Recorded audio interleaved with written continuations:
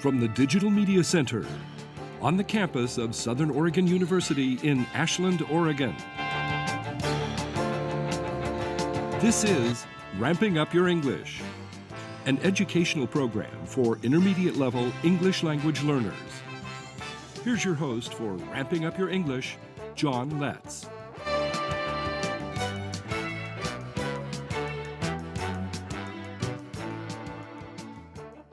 Welcome to Ramping Up Your English.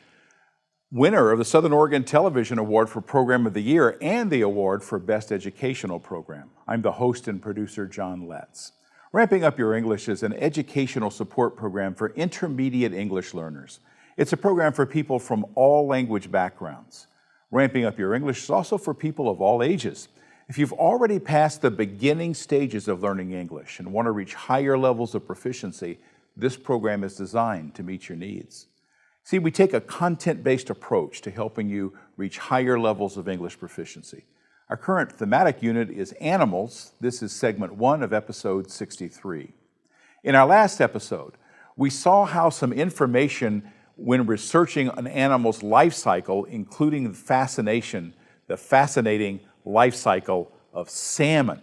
Now, it's a cycle that has very distinct stages, beginning with eggs, changing from a freshwater fish to a saltwater fish, and ending with the spawning migration, resulting in eggs for a new generation and the death of the mature salmon.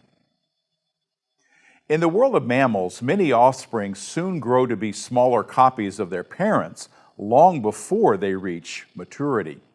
Many mammals are noted for careful and lengthy care of their offspring. This footage is interesting. One cub stays closest to the mom while the other two lag behind. Now watch how this goes. The mama bear waits for the brood to catch up, but she's leading them somewhere, so she sets out again. And that closest cub decides to group with its siblings. And the separation ensues. Now, with this being the case, Mama Bear comes back to the cubs. It's evident that parenting, even in the animal world, requires a great deal of patience. Instruction is also a part of mammal upbringing. Now, these two brown bear cubs are getting big in size, yet they depend on their mother to teach them how to get food. She leads them to a stream where they can watch her fish, thus learning the methods that secure the greatest amount of energy at the least cost in energy.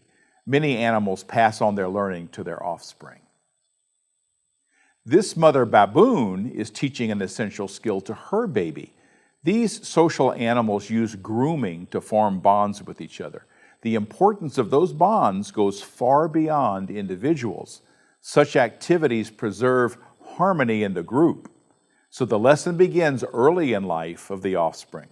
And with all the tension that goes with social grouping, this group harmony is vital to the survival of the group and its members. All across the earth, life cycles allow animals to continue their populations through countless generations, both in reproduction, protection, and sometimes teaching. So we spent the last 3 episodes on finding and reporting on an animal's life cycle. You may find this information in a Wikipedia, a website, or on a conservation group website, or the Fish and Wildlife Service of the United States, or of your state in which you live. Also some educational websites, the website of a zoo, Wildlife Rehabilitation Center, Wildlife Park, the web of the America's National Wildlife Refuges, or a good old-fashioned encyclopedia, or a book on the animal you're researching. The information may be organized under headings like reproduction, breeding, mating, and/or rearing. Now, our last episode contains some sentence frames you can use to tie these interesting facts together. As with all parts of your animal report, be sure to give credit to the source of information that you're using and use quotation marks for those times when you use the source's direct words. And those should be few, since you want to learn and practice the connecting words that communicate the facts you find. There's more to an animal report than the life cycle. We'll look into another area of research when we return. Organization that's doing big-time restoration of forests and stream banks.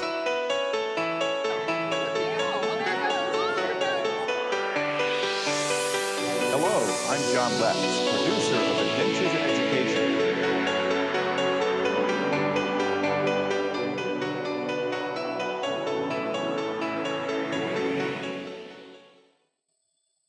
You're watching Ramping Up Your English, a way for intermediate level English learners to improve English skills.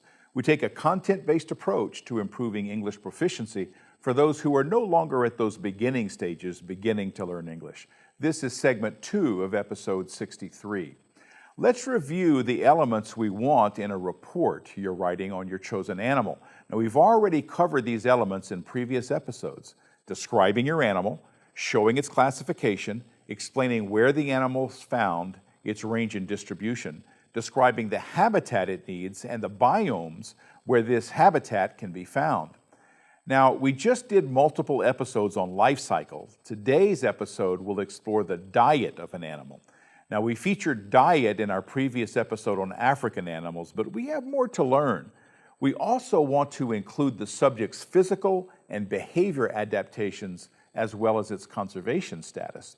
So when we talk about an animal's diet, we want to include what the animal eats. However, we want to go beyond that information to where the animal stands in the trophic world. In other words, the role it has in the food chain and in a similar concept called food webs. We want to learn how the animal gets its food and what it does with its food once it gets it. So that's what we're going to explore in this episode. The concept of food chain has been around a long time. In English, the word chain means a linear structure that consists of links, usually oval in shape, that connect one to another link. You may have seen a small chain worn as jewelry, like a gold or silver chain, and if any link breaks in that chain, it no longer stays around the neck. Now, a food chain works the same way. Each link must be connected in order for the chain to work. The fundamental source of life energy in a traditional food chain is solar energy, which is produced by the sun. Without this solar energy, there is no chance of life energy being passed around for things that live. Well, there is an exception that's been discovered during my generation, but that can be considered a small exception when speaking of life on Earth. So how do living things like you and me get energy from the sun? Well, we could lie out in the sunshine all day and still not get a single calorie of life energy. That's because we're not in the right place on the food chain. In order for solar energy to get captured for use by animals, we need something that can absorb that solar energy and turn it into life energy. Fortunately for us, we share this planet with plants. They can do what we're incapable of doing. They take in energy from the sunlight, turn it into energy that can be passed on to other living things. For this reason, plants are called producers. Now, with every breath we take, we should be grateful for air, but we should also be grateful for producers. Without them, we could not receive the energy we need to live. And neither could all those animals we admire so much. So the next time you see a plant, thank it for your life. Now, like many animals on Earth, we can get the energy we need to live by eating plants. People don't need to eat meat from other animals at all. When you think of deer, elk, mountain goats, and many other animals, they have the same needs as we have. They can get their life energy from plants, so they're called consumers. They consume the life forms that collect the solar energy and convert it to life energy we need.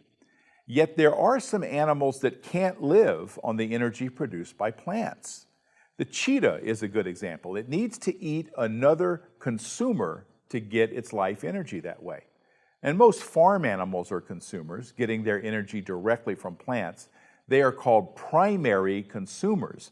They don't eat animals. They can't. Their bodies are designed to eat plants, and that's all they can eat. The mouse that eats the nuts you leave out is a primary consumer. Same for the moose that eats the plants in the streams. For primary consumers, the food chain is fairly short. But what about the cheetah and others that must get their life energy by eating other consumers? They have a place in the food chain as well. They're called secondary consumers. They eat primary consumers. It's not a choice for secondary consumers. They could no more live by eating plants than we could live by lying out in the sunshine. Now, so the secondary consumers have a longer food chain than the primary consumers or the producers.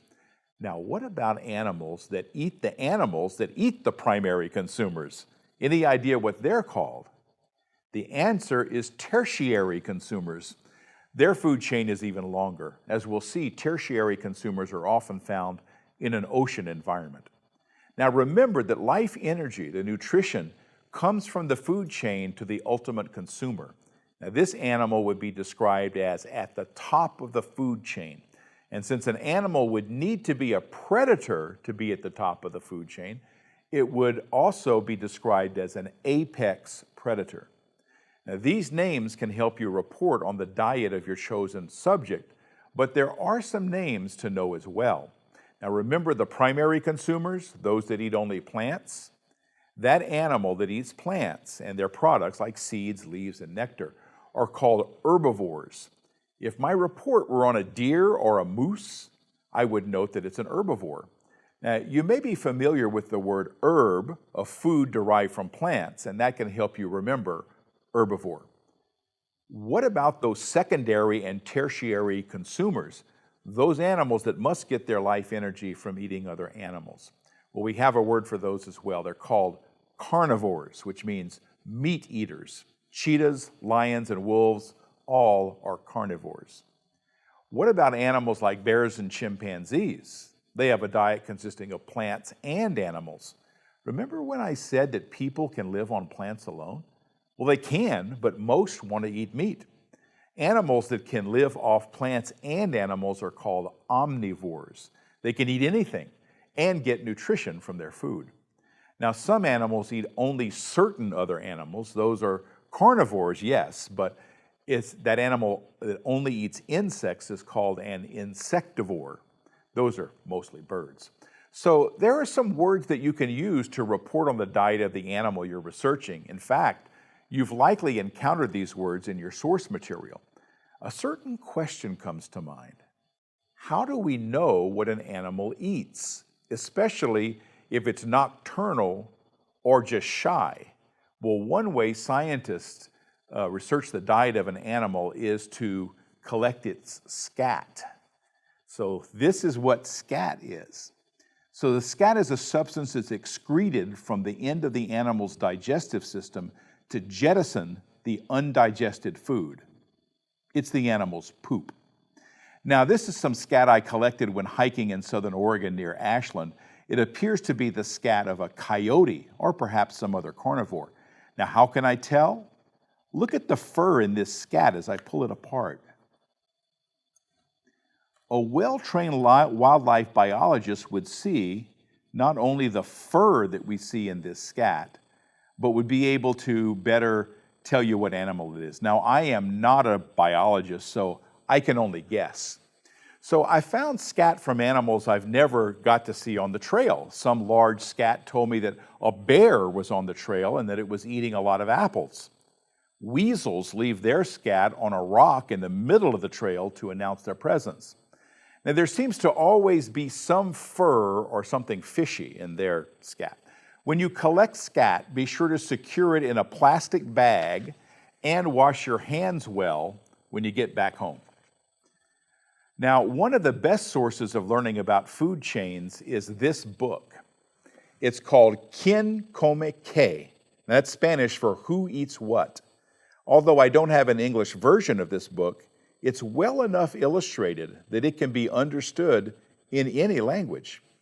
Now, the cover has a clear illustration of an ocean food chain with a tiny fish eating a plant, a larger fish eating the tiny fish, and a shark eating the larger fish. Inside, a simple chain is illustrated from the leaf of a caterpillar to a wren to a falcon. The wren must eat many caterpillars to get enough nourishment to survive. The falcon must eat many wrens or other birds to survive. Each link in the chain passed the energy to the next consumer. In this case, the falcon is at the top of this food chain. The author reminds readers that most animals form parts of various food chains, eating more than one thing. The food chain seems like a simple thing at first, but in reality, many food chains interact with others. In the ocean, food chains get even longer. Here, the barracuda is at the top of the food chain by eating the tertiary consumer. Now, some plants in the ocean are so small they can only be seen when grouped together. These are known as plankton. There also are plankton in the ocean that are tiny animals known as zooplankton. These form the base of many ocean food chains. Now, food chains are a way of tracing the various things that animals eat. They demonstrate the importance of every link in the food chain. Another way of viewing how animals eat depends on each other in that independent way for their diet is the food web. It's more complex than a food chain. However, in its complexity, it illustrates the reality of animal and plant communities. Now, notice how the food web demonstration has to do with the interdependence of life in the ocean. Also notice how the whole web reaches back to the tiny plants and animals that pass on nutrients to make their way all the way to the animals there. Those tiny plants are producers just like their counterparts on land. They capture energy from the sun and pass it on to the animals. These tiny plants are called phytoplankton. The tiny animals that feed on them are called zooplankton. Let's learn more about these tiny drifters. Let's look at tiny living things that form the base of the ocean food web. You would need a microscope to see live examples of these, but the Monterey Bay Aquarium in California makes it easy. The general name for these is plankton. They live by the millions in the ocean. This interactive display at the aquarium allows visitors to see these microscopic creatures on a large display screen. These look more like machines or monsters than plants and animals, but many of them resemble the first living things to emerge on Earth. Visitors can spin the display to see all sides of the objects.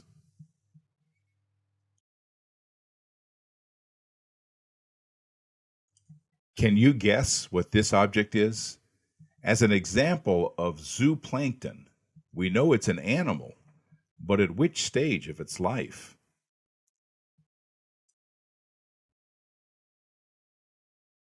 How about this one? You won't see one of these without a microscope, yet you likely swam with them if you swam in the ocean. It's the larva of a type of worm. By itself, this creature doesn't provide much nutrition, but remember that these plankton exist in huge numbers out in the ocean. Take a look at this one and see if you can tell what it is. Does its shape remind you of something you've seen in nature? Keep your eyes on the top of the screen. You'll soon see the identity of this zooplankton. It's the larva of a snail. As we've seen, the larva stage of some animals have little resemblance to that animal in its adult stage. How about this one? I remember seeing one of these through a microscope in a biology class. It came from a local pond. Copepods are consumers. They eat phytoplankton. Many small animals eat copepods, making them secondary consumers. If copepods were removed from the ocean, it would have a devastating effect on numerous sea animals. It would have a major impact on the food web, affecting many animals further up the food chain. That's why it's important to protect all life. Learning about how animals get their energy to live is an important step in keeping the ecosystem in balance. This tiny crab larva will get much bigger if it survives. Here's another mystery. This is also a larva, but of what animal? As an adult, this barnacle will attach itself to another object, forming a shell and catching plankton to eat with its foot. We know that life on Earth first emerged in the ocean from life forms similar to some of these microscopic creatures. Starting with single-cell organisms, life slowly became more complex, eventually resulting in the animals we see today.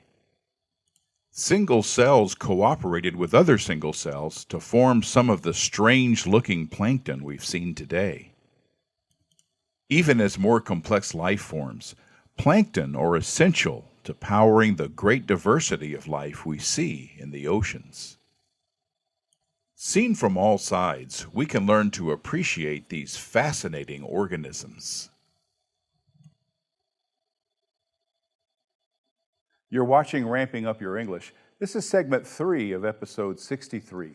This book, Kin Come Ke, is published by Scholastic Books as a textbook. It's written by Patricia Lauber and illustrated by Holly Keller. It's only available through the school market from Scholastic, but you may find it at your public library or used bookstore. I'll have the ISBN posted on my website. That's letscreate.org. This is another book about animal diets. It's entitled Dinner Time for Animals from National Geographic Books for Young Explorers. That's the series they have. It's written by Jane R. McCauley. Let's look at a variety of animals and how they get the food they need. Now here's an apex predator, a shark, with some company. Now while the smaller fish have a good sense to stay away from the shark's mouth, they provide the service of cleaning its tooth-like scales. They look forward to the scraps that escape while the shark eats its prey, while not being in danger of becoming the shark's meal. It's a cooperative feeding arrangement that works well for both of them. The food web works on land as well. You know, this American bison is eating grass, and if this wet meadow is there, it's going to have a good time eating. The bison is an herbivore, the primary consumer getting its life energy from the grass it grazes. Crows are omnivores, eating both plants and animals. Here, they're eating a hare. In this case, they didn't kill the hare. They're scavenging the hunt of another animal. They're actually acting here as decomposers, helping getting rid of the body matter of a dead animal. Now, this brown bear can be said to be scavenging. Its main prey, migrating salmon, haven't started their spawning migration yet, so the bear searches for anything it can eat. This large animal needs a lot of energy to live. Like many omnivores, it's flexible about what it will eat. It has to stay alive at least until the salmon start running. If it's there for the salmon run, it can then fatten up on this rich source of nutrition. This Cape buffalo is re-chewing its food, the food it already ate. Like other ungulates, it regurgitates the food it ate to be chewed and swallowed again, and that's how it gets more nutrition from the plants. Elephants also have their primary consumers. They use their trunks to help them reach and pull out vegetation. As an animal this big, an elephant needs to eat a large amount of plant material to sustain itself. Most animals this large need a lot of water to digest that volume of food they eat, as well as to keep their bodies from overheating.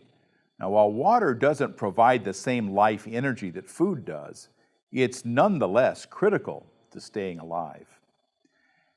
And as a carnivore, a hawk could never survive on plant matter. A hawk, at least a secondary consumer, hunting animals for it is its food. This carnivore is a large and powerful predator. It's a leopard. Like other secondary and tertiary consumers, leopards eat large meals of their prey and then go days without eating. And the same can be said of this pride of lions. They often hunt cooperatively and share the kill with other pride members. The male usually doesn't hunt, but he's the first to eat. Like most predators, this red fox spends most of its time searching for prey. Predators rely not only on their prey, they rely upon the entire system that produces life energy and passes it along the food chain. A rhinoceros is a dangerous animal, but not because of being a predator. It's not. It's an herbivore. It eats plants. It must eat a lot of plants to survive. The greatest danger to the rhino is people. Another large animal that eats plants is the elk. Now, although large, some animals can survive and thrive eating only plants. As a primary consumer, elk must spend most of their time eating. It's no different for a moose. They are even larger than an elk. Moose are able to live on plants that live in the water. I saw these moose in Rocky Mountain National Park. This moose is in Canada's Yukon Territory. A beaver swims in the foreground. The swans are midstream, and here comes the ducks from the left of your screen. So I hope this episode on animal diets doesn't make you too hungry. I want to thank my director, Denise Ross, and my talented and loyal crew, and I want to thank you, our viewers. All of you helped make this program an award winner. Join us next time for Ramping Up Your English. I'm John Letts. You've been watching Ramping Up Your English, a support program for intermediate level English language learners. Learn more. Visit our website at letscreate.org. You can also watch or download today's program at archive.org/details/roadtv. Join us next time on RVTV Voices for Ramping Up Your English.